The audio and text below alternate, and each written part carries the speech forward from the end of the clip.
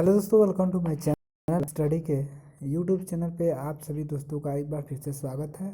आज हम लोग इतिहास के आधुनिक भारत यानी कि 1857 के विद्रोह से और आज़ादी तक 1947 तक का जो भी घटना मोस्ट इम्पोर्टेंट है उसे हम लोग मेंशन करने का प्रयास किए हैं। जो भी दोस्त हमारे चैनल पे पहली बार हैं उनसे रिक्वेस्ट है कि चैनल को सब्सक्राइब कर ले, बेल वाला घंटी दबा ले, ताकि इसके बाद जो भी वीडियो अपलोड हो सबसे पहले आपके पास पहुंचे। दोस्तों, हमेशा प्रश्न में पूछा जाता है कि 1857 का जो विद्रोह था उसका मुख्य कारण क्या था।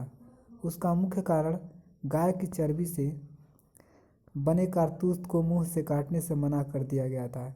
यही इसका मुख्य कारण था उस समय के। और इसको किसने मना किया था? मंगल पांडे नामक सैनिक ने। कहाँ में? तो बैरकपुर में। और कब किया था? 29 मार्च 1857 को। ठीक, तो इस क्रांति का सबसे मुख्य पात्र का क्या नाम है? मंगल पांडे। उसका अब उसको क्या किया जाता है कि उसको फांसी दे दिया जाता है। कब? 1857 को, 8 अप्रैल 1857 को। ठीक, तो ये 1857 का तो मुख्य कारण था, लेकिन जो विद्रोह शुरुआत हुआ वह कई सालों तक चला। और वह विद्रोह कब से स्टार्ट हुआ? ठीक है, 10 मई 1857 को, यानी कि एक महीने बाद जब मंगल पांडे को फांसी दे दिया गया, उसके एक महीने तक ठीक सेनानियों में धीरे धीरे इसका विद्रोह होता चला गया। और एक समय डेट एक तय की गई कि कब विद्रोह कहाँ से स्टार्ट करना है, उसे कौन नेतृत्व करेंगे। लेकिन फिर प्रश्न पूछता है कि जब विद्रोह हुआ था तो उस समय जो भारत का गवर्नर जनरल था कौन था? तो लॉर्ड कैनिंग था। कौन था? Lord Canning. ठीक, अब देखते हैं कि जगह जगह विद्रोह हुआ था तो उसके कौन नेतृत्व किए थे। पूछता है प्रश्न कि 1857 का जो विद्रोह हुआ उसमें कौन कौन भाग लिए और किस किस शहर में किनका किनका योगदान रहा। तो जो दिल्ली में हुआ विद्रोह, वहाँ के जो नेतृत्व किए थे, ठीक है, बहादुर शाह जफर के नेतृत्व में हुआ था। कानपुर में तत्या टोपे थे। लखनऊ में बेगम हजरत महल थी। झांसी में कौन थी? तो झांसी की लक्ष्मीबाई थी, रानी लक्ष्मीबाई। और जो जगदीशपुर है बिहार में, वहाँ का नेतृत्व कुंवर सिंह ने किया था। और बरेली में हुआ खान बहादुर खां के नेतृत्व में हुआ। ये प्रश्न पूछता है कि लखनऊ में किसके नेतृत्व में हुआ, कानपुर में किसके नेतृत्व में हुआ था। यह 1857 के एक महीने बाद यानी कि 10 मई 1857 को यह विद्रोह हुआ था। ठीक, चलिए नेक्स्ट। एक यह विद्रोह धीरे धीरे बढ़ता गया। कई सेना के जवानों ने अपनी जानें कुर्बान कर दी। फिर धीरे धीरे अब राष्ट्रवादी में एक लेता है नरमपंथी और उदारवादी चरण आरंभ होता है 1885 से 1905 तक। अब यही विद्रोह धीरे धीरे आज़ादी की तरफ जा रहा था। तो 1885 में अब क्या होता है? कांग्रेस की स्थापना होता है। ठीक, कांग्रेस की स्थापना के इस समय गवर्नर जनरल लॉर्ड डरफिन था। प्रश्न पूछता है कि कांग्रेस की स्थापना कब हुआ था? तो 1885। ठीक, प्रश्न पूछता है कि उस समय लॉर्ड डरफिन गवर्नर जनरल थे कि नहीं? तो लॉर्ड डरफिन जब थे। कितने प्रतिनिधियों ने उसमें भाग लिया था प्रथम कांग्रेस स्थापना में? ठीक है, तो 72 कितने 72 प्रतिनिधियों ने भाग लिया था। अब प्रश्न पूछता है कि 1857 का के बाद जब कांग्रेस की स्थापना हुई, ठीक, तो उस कांग्रेस की स्थापना करने वाले का व्यक्ति का नाम था ए ओ ह्यूम। कांग्रेस की स्थापना करने वाले का नाम था। इसका पहला अधिवेशन कहाँ हुआ? तो मुंबई में इसका पहला अधिवेशन। और अध्यक्षता किसने किया? तो ब्योमचंद बनर्जी ने किया। ठीक, चलिए नेक्स्ट। 1886 सन आता है तो कांग्रेस पार्टी जो थी वह पूरे भारत में फैल गई थी। कब तक? 1 साल के अंदर ये पार्टी अब राष्ट्रवादी पार्टी बन गई थी। ठीक, फिर नेक्स्ट आता है कि 1887 से 91 के बीच क्या क्या घटना हुई।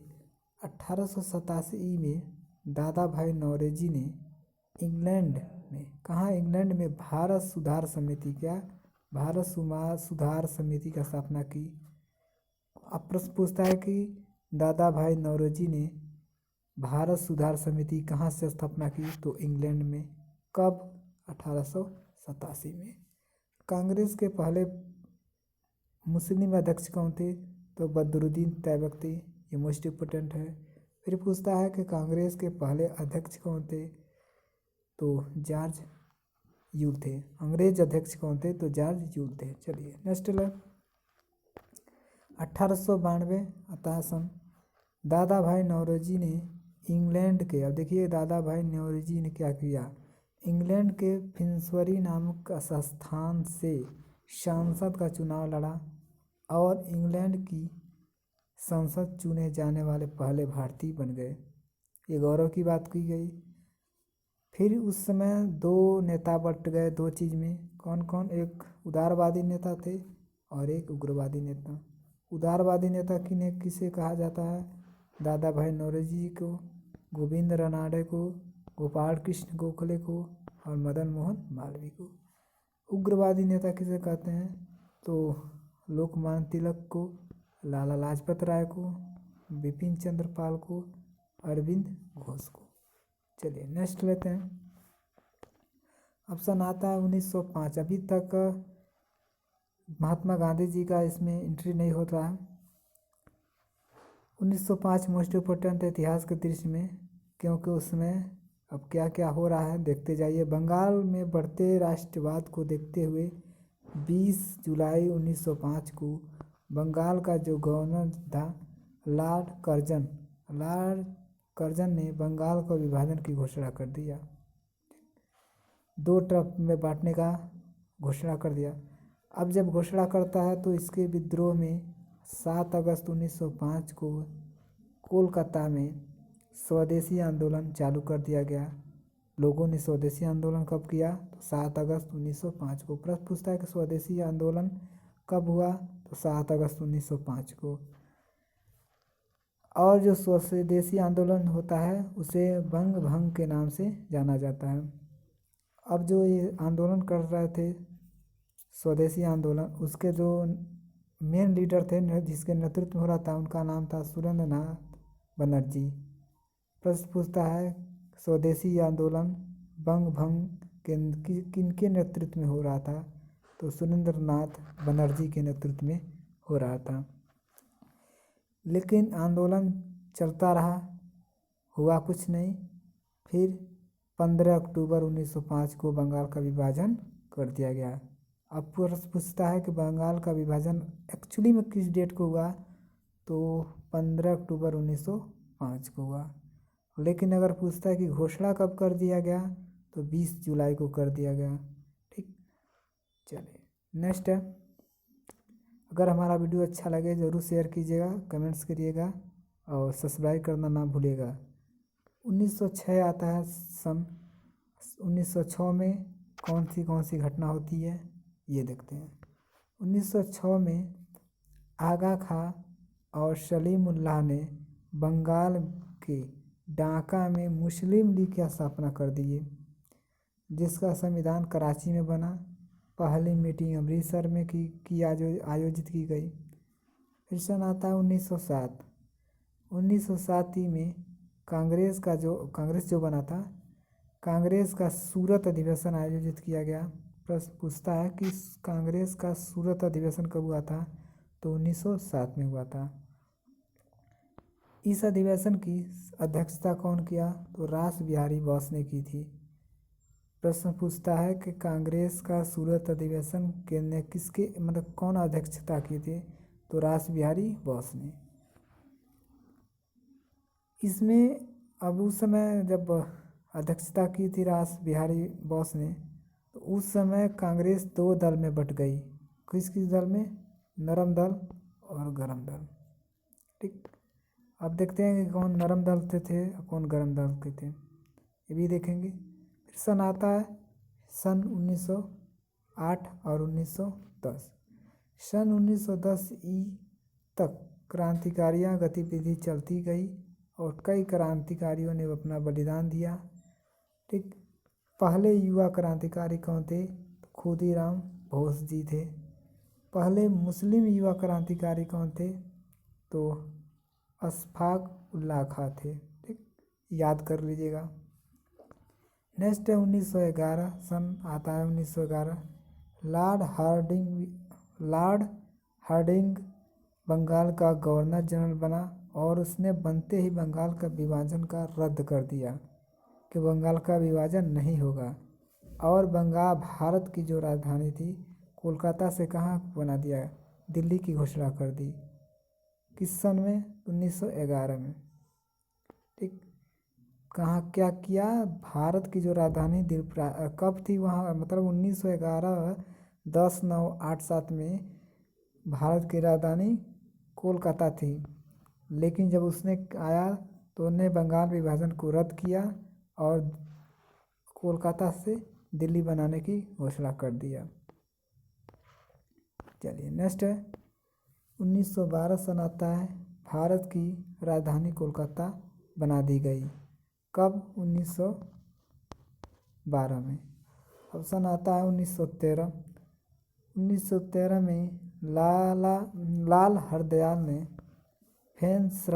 सैन फ्रांसिस्को में गदर पार्टी की स्थापना की। प्रश्न पूछता है कि सैन फ्रांसिस्को में गदर पार्टी की स्थापना किसने की? तो लाल हरदयाल ने की।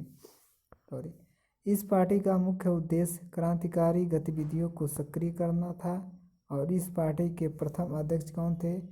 तो सोहन सिंह। ठीक, सोहन सिंह भाकनाथ थे। इसके अब प्रश्न पूछता है किससे गदर पार्टी की स्थापना किसने की? तो लाल हरदयाल जी की है। लेकिन अगर प्रश्न पूछता है कि पहले अध्यक्ष कौन थे? सोहन सिंह भाकनाथ थे। नेक्स्ट है सन 1916 आता है। सन 1916 में होम रूल लीग की स्थापना होता है। उद्देश्य भारत में स्वशासन की स्थापना पुणे बाल गंगाधर तिलक अध्यक्ष और मद्रास एनी बेसेंट की अध्यक्ष में। ठीक, होम रूल की स्थापना होता है तो पुणे में बाल गंगाधर तिलक अध्यक्ष रहते हैं और मद्रास में एनी बेसेंट की अध्यक्षता रहती है। कांग्रेस का लखनऊ अधिवेशन होता है 1916 में। उस समय अध्यक्ष कौन थे? अंबिका चरण मजूमदार थे और नरम दल और गरम दल का प्लस था। ठीक, अब सन आता है 1917। कांग्रेस का कोलकाता अधिवेशन होता है 1917 में। ठीक, और एनी बेसेंट पहली महिला अध्यक्ष बनती हैं। बाल गंगाधर तिलक गरम दलीय आंदोलन का पिता कहा जाता है। किसको? बाल गंगाधर तिलक को। इनका नारा है स्वराज मेरा जन्म सिद्ध अधिकार है, मैं इसे लेकर रहूँगा। ये इनका नारा है। और इन्होंने साप्ताहिक पत्रिका प्रकाशित की जिसका नाम था केसरी और गीता रहस्य नामक ग्रंथ लिखा। प्रश्न पूछता है केसरी पत्रिका साप्ताहिक किसने लॉन्च किया? तो बाल गंगाधर तिलक ने। भारतीय अशांति के जनक हैं भारतीय अशांति के जनक हैं बी चिरोल। महाराष्ट्र में गणपति उत्सव आरंभ करने का श्रेय भी बाल गंगाधर तिलक को जाता है। ठीक, चलिए नेक्स्ट है। अब आता है 1915 गांधी युग। क्या आता है? 1915 गांधी युग। अब गांधी युग की बात करते हैं। गांधी जी अब 1915 में अफ्रीका से लौटे। महात्मा गांधी को भर्ती करने वाला जार्टर कहा जाता है। सार्जेंट गांधी जी को केसर-ए-हिंद की उपाधि मिला। 1915 गांधी जी का आंदोलन आरंभ होता है। अपना सबसे पहले आंदोलन बिहार के चंपारण जिले में नील की खेती के विरोध में किए। दूसरा आंदोलन गुजरात के खेल जिले में कर नहीं आंदोलन चलाया। तीसरा आंदोलन अहमदाबाद में मजदूरों के साथ भूख हड़ताल किए। ये इनका तीसरा आंदोलन था। सन आता है 1919। 19 मार्च 1919 को ब्रिटिश सरकार ने रोलेट एक्ट पारित किया। ठीक, और इसके बाद अलीमपुर बम कांड में, ठीक है, सैफुद्दीन किचलू को गिरफ्तार किया गया।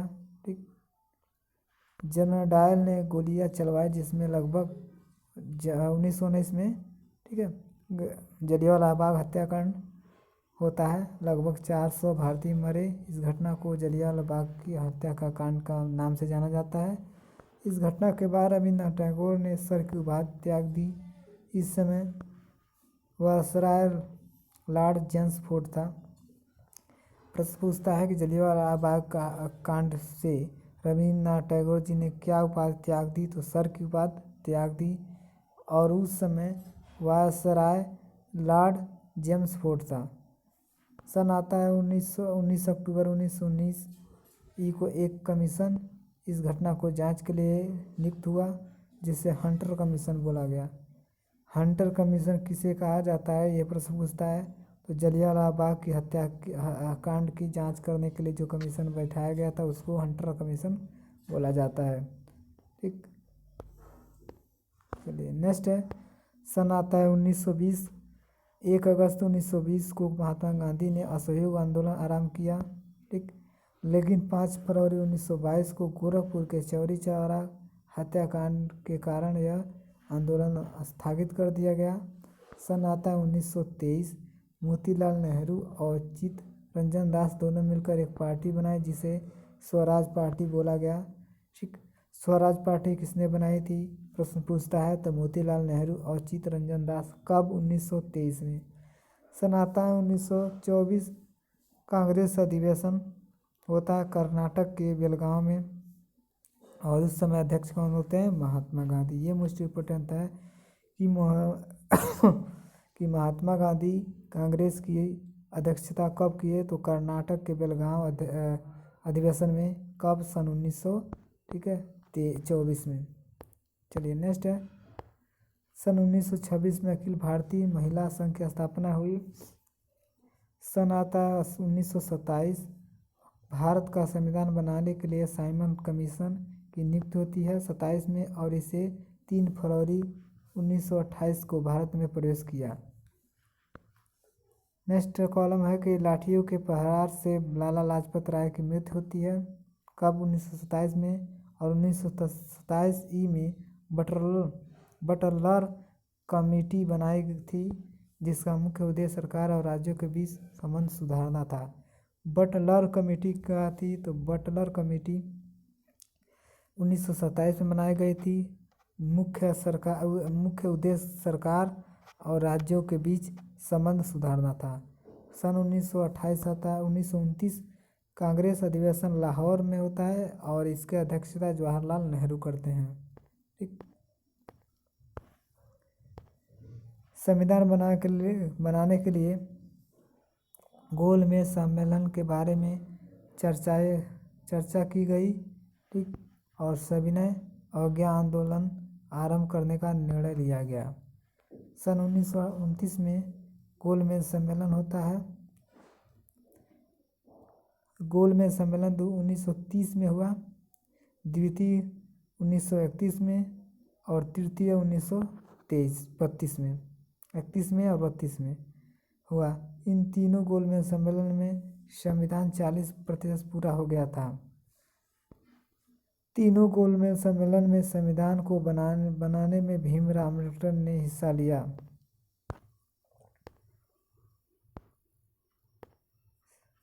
सविनय अवज्ञा आंदोलन होता है साबरमती आश्रम से, और कितने 78 अनुयायियों के साथ डांडी मार्च किया। 6 अप्रैल 1930 को डांडी में नमक कानून तोड़ो का आरंभ होता है, और 1931 में गांधी इरविन समझौता के साथ ये आंदोलन बंद हो गया। 30 में 1 साल तक चला।